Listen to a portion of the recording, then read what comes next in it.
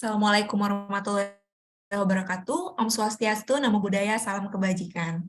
Di sini kami dari kelompok 4 akan mempresentasikan praktikum jaringan komunikasi modul 6 yang berjudul Protokol Komunikasi Berbasis Jaringan Internet. Berikut merupakan anggota dari kelompok 4. Yang pertama ada Aisyah Atini, Atanasius Tora, Arif Rahmat Maulana, Raffi Adi Nugroho, dan Hairun Nasib. Tujuan dari praktikum modul PJK 06 adalah yang pertama mengenal dasar komunikasi data berbasis jaringan internet, mengenal protokol komunikasi HTTP, serta mengenal protokol komunikasi MQTT. Yang pertama, OSI Layer atau Open System Interconnection adalah standar komunikasi yang diterapkan di dalam jaringan komputer, serta referensi untuk memahami komunikasi data antara dua buah sistem yang saling terhubung. OSI Layer membagi proses komunikasi menjadi 7 lapisan. Setiap lapisan berfungsi untuk melakukan fungsi-fungsi spesifik untuk mendukung lapisan di atasnya, dan sekaligus juga menawarkan layanan untuk lapisan yang ada di bawahnya. Gambar berikut menunjukkan 7 layer daripada OSI Layer. API atau Application Programming Interface merupakan suatu dokumentasi yang terdiri dari interface, fungsi, kelas, struktur, dan sebagainya untuk membangun sebuah perangkat lunak. API dapat dikatakan sebagai penghubung suatu aplikasi dengan aplikasi lainnya yang memungkinkan programmer menggunakan sistem function. Keunggulan dari API ini adalah memungkinkan suatu aplikasi dengan aplikasi lainnya dapat saling berhubungan dan berinteraksi. Berikutnya ada HTTP, adalah protokol komunikasi data yang bekerja dengan sistem request respon antara perangkat klien dan server. Berikut 6 metode dari HTTP. Yang pertama ada delete method, yang merupakan metode yang memberikan izin untuk menghapus konten tujuan URL dari server, dan metode ini adalah kebalikan dari metode get. Yang kedua ada get method, yang merupakan metode yang digunakan untuk meminta sumber dari server. Kemudian ada head method, yang merupakan metode yang berperilaku persis seperti get, tetapi ketika saat informasi diminta dari server, badan permintaan HTTP selalu kosong. Kemudian ada option method. Metode ini mirip dengan metode get, tetapi lebih minimalis karena hanya mengembalikan header respon yang menunjukkan metode HTTP yang dapat digunakan pada sumber daya. Yang kelima ada post method, yang merupakan metode yang berfungsi untuk membuat, memperbarui, menghapus informasi pada server. Yang kemudian terakhir ada put method, yang merupakan metode yang digunakan untuk memasukkan konten, khususnya dalam bentuk dokumen. Berikutnya akan dilanjutkan oleh teman saya, Tora. Oke, kemudian yang selanjutnya kita akan membahas tentang MQTT. Itu merupakan protokol pesan ringan atau lightweight berbasis publish subscribe yang digunakan di atas protokol TCP atau IP. Konsep jaringan dari MQTT itu sendiri adalah berbasis publish dan subscribe, sehingga pada protokol pengiriman ini dikenalkan 4 istilah, yakni publish merupakan cara suatu device untuk mengirimkan datanya ke subscriber. Kemudian ada broker berfungsi untuk menghandle data publish dan subscribe dari berbagai device. Kemudian ada subscribe merupakan cara suatu device menerima berbagai macam data dari publisher. Dan yang terakhir adalah topik yang merupakan suatu informasi yang terdapat di broker. Jadi bagaimana cara publish untuk berkomunikasi? Jadi publish itu mengirimkan data kepada broker, dan kemudian broker mengirimkan data kepada subscriber sesuai dengan topik tertentu yang telah dimiliki oleh broker. Selanjutnya, kemudian masuklah kita pada pembahasan dari praktikum PJK 06 kali ini. Yang pertama adalah percobaan HTTP, yakni dengan langkah percobaan yang pertama adalah website Global Solar Atlas. Itu yang dipilih karena website tersebut sudah API. Kemudian memilih kota Yogyakarta yang dicari pada kolom pencarian. Kemudian kita lakukan inspect elemen pada website tersebut.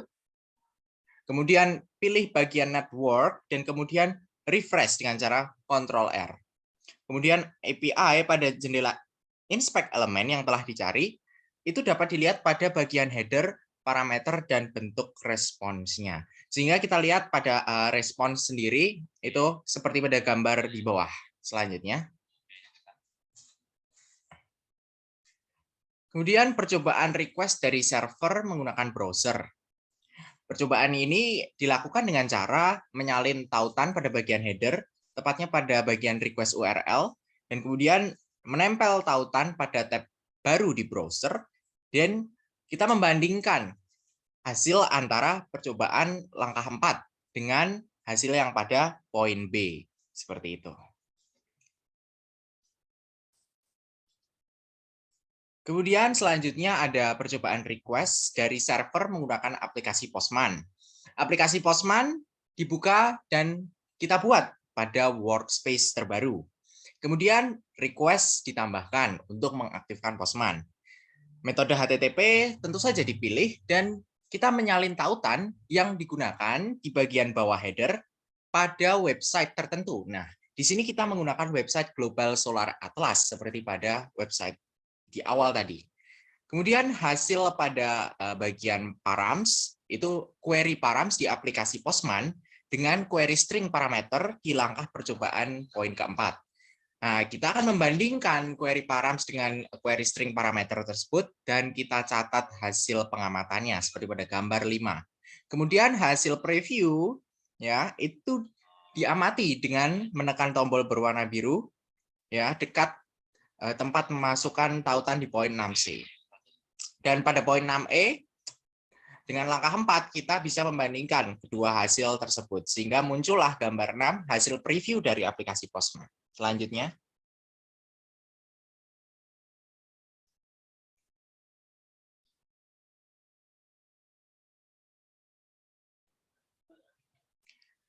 Kemudian kita masuk pada percobaan request dari server menggunakan Python. Yang pertama kita harus menginstal dulu IDE Python, yaitu Environment VS Code yang kita gunakan. Kemudian kita memasukkan code-code tertentu. Nah, code ini didapatkan dari URL pada coding yang sebelumnya kita telah dapatkan. Sehingga didapatkan hasil percobaan pada langkah 4 yang kita bandingkan dengan hasil percobaan ini. Sehingga muncullah gambar yang kiri dengan gambar yang kanan. Selanjutnya.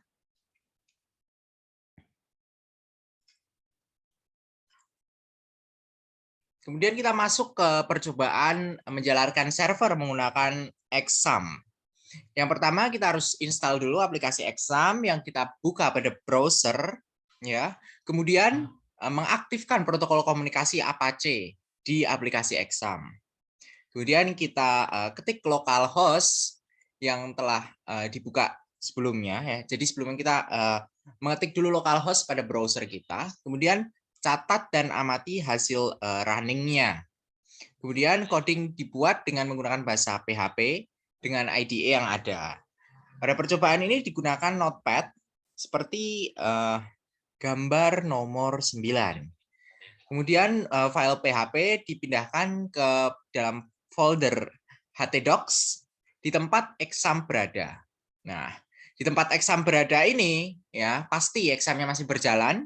Dan kemudian kita bisa mengeksekut atau menjalankan file PHP tersebut pada localhost browser dengan sintak pada berikut ini, yaitu localhost/tntf.php sesuai dengan coding sebelumnya.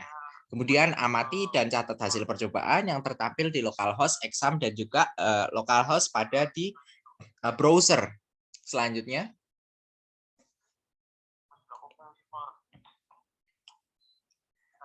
Selanjutnya, API dibuat dengan menggunakan bahasa PHP dan aplikasi Exam. Ya. Ini merupakan development atau pengembangan dari metode Exam sebelumnya. Jika sebelumnya kita menjalankan server sederhana saja, yaitu dengan kata-kata sederhana, dengan format Notepad, sekarang kita juga bisa membuat kalkulator yang dijalankan pada localhost browser. Sehingga muncul hasilnya seperti gambar 10.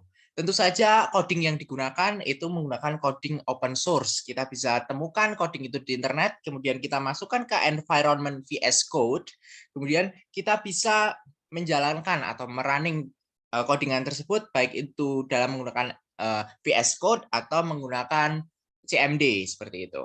Kemudian hasil dari pembuatan API itu kita bandingkan dengan hasil dari kalkulator yang asli, yang nyata. kemudian amati dan simpulkan. Tentu saja kalkulator ini memang tidak secanggih dari kalkulator saintifik yang biasa kita temukan ya, tapi kita bisa pelajari dasar-dasar dalam pembuatan kalkulator yang sederhana menggunakan pemrograman. Ya, salah satunya adalah Python dan PHP. Selanjutnya,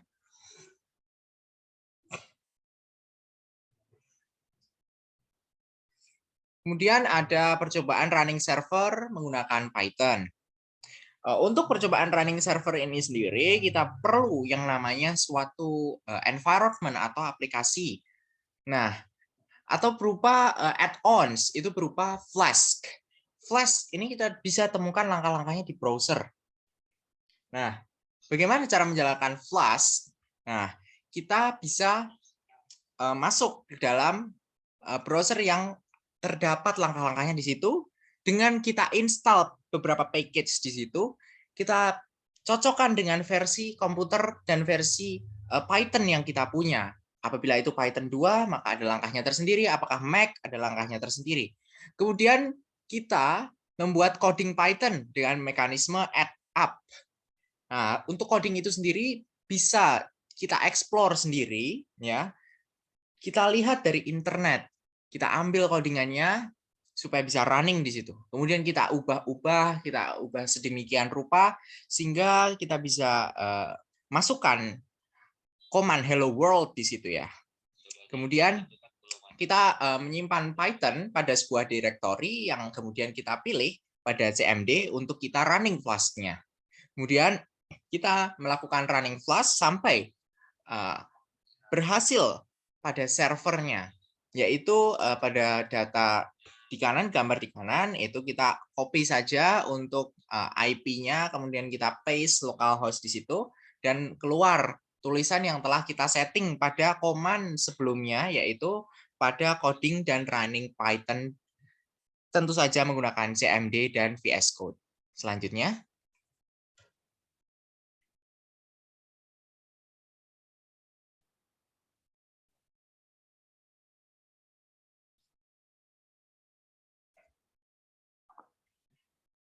nah baik, mungkin ini yang terakhir yang bisa saya sampaikan, percobaan response time menggunakan Python. Yang pertama adalah membuka IDE Python yang digunakan dalam modul environment VS Code, kemudian masukkan coding. Jangan lupa untuk mengganti variabel URL pada coding dengan URL yang digunakan pada percobaan sebelumnya.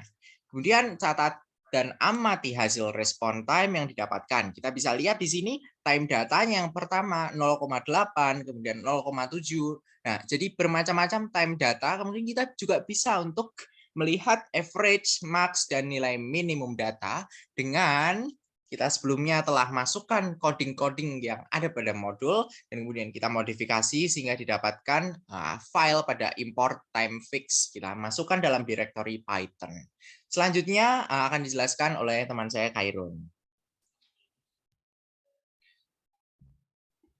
Oke, pada slide selanjutnya itu ada percobaan protokol MQTT.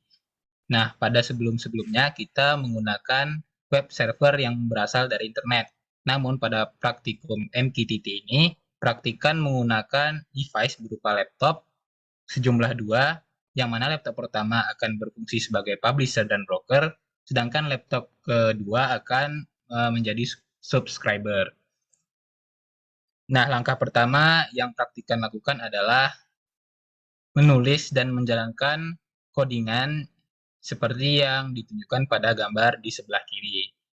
Kemudian, sebagai publisher, diwajibkan untuk menjalankan file ekstensi.conf yang telah dibuat sebelumnya dengan perintah sintaks berupa mosquito stripc, kemudian dilanjutkan dengan nama ekstensi conf tersebut. Selanjutnya, praktikan dipersilahkan atau harus membuka MQTT Explorer, kemudian hubungkan subscriber pada publisher. Selanjutnya, praktikan yang bertindak sebagai publisher dapat mengirimkan data secara kontinu kepada publisher, yang dapat kita lihat pada gambar di bawah. Selanjutnya,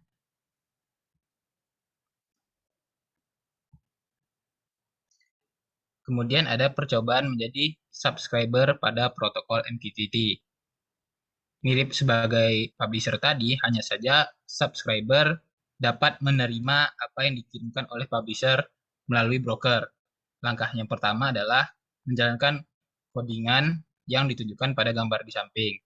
Kemudian, publisher juga dapat mengaktifkan MQTT Explorer dan selanjutnya menginput IP address broker yang dapat diketahui melalui IP config pada device broker tersebut yang bisa ditemukan melalui kode CMD.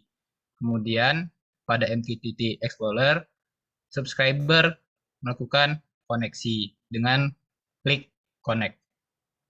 Kemudian hasil akan didapatkan sama seperti tampilan pada publisher. Lanjut. Kemudian praktikan mencoba mengetahui time response pada protokol MQTT. Nah, untuk codingannya kurang lebih hampir sama. Hanya saja ada beberapa hal yang perlu diubah, yaitu tentang fungsi looping yang ada pada publisher dan juga perhitungan time response yang ada di subscriber. Codingannya dapat kita lihat untuk publisher itu di sebelah kiri, sedangkan untuk subscriber itu di sebelah kanan.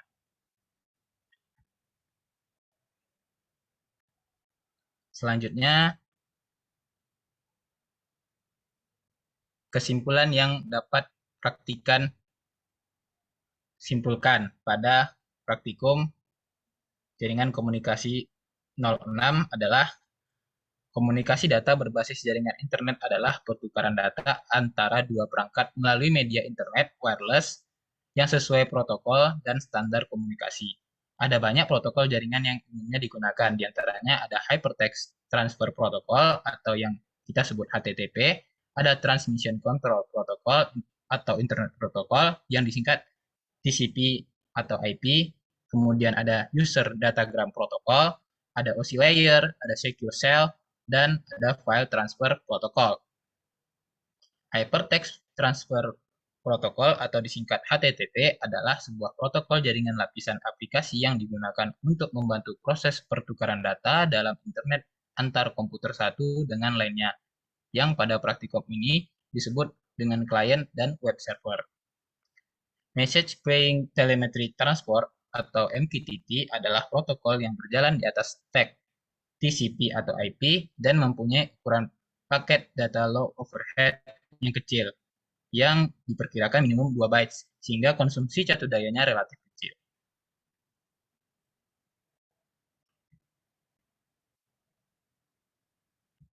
Berikut kami lampirkan daftar pustaka yang kami gunakan. Terima kasih atas perhatiannya. Mohon maaf bila ada kekurangan dan kesalahan. Maklum kami juga belajar dan kita sama-sama belajar di sini. Wabillahi taufiq wal hidayah. Assalamualaikum warahmatullahi wabarakatuh.